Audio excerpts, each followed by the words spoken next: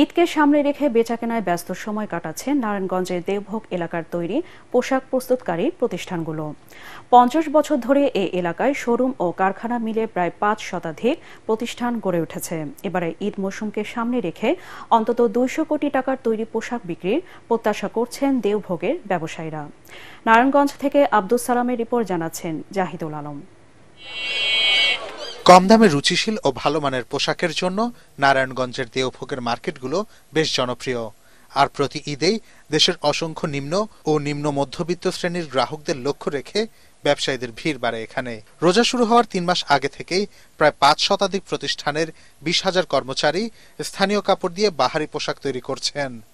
কাপড়ের ধরন ও ডিজাইন ভেদে এসব পোশাকের দাম 140 টাকা থেকে শুরু করে 1500 টাকা পর্যন্ত হয়ে থাকে।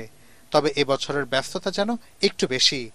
ঈদ সামনে রেখে এবার আমদানি হয়নি ভারতীয় পোশাক, আর তাই দেশীয় তৈরি পোশাকের বিক্রি বাড়বে এমনটাই আশা সংশ্লিষ্টদের। আপনি একটা সেম যে সাইজের জিনিস আপনি সিকোয়েন্সের দিলে বেশি পড়বে, সিকোয়েন্স ছাড়া আছে, সবকিছুই ভালো আলহামদুলিল্লাহ, সবই চলছে। তো একটু ফ্যান্সি আইটেমটা ঈদের মধ্যে ভালো চলে অন্য থেকে বেশি, তো আলহামদুলিল্লাহ এই হিসেবে ভালো চলছে।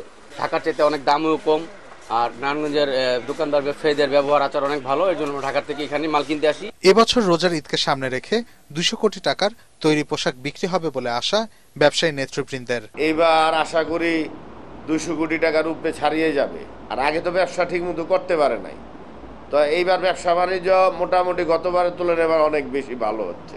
ব্যাপক গ্রাহক চাহিদা ও দেশীয় পোশাক শিল্পের বিকাশে ঋণের সুদ কমানোর দাবি সংশ্লিষ্টদের। Bureau report, ATN Bangla.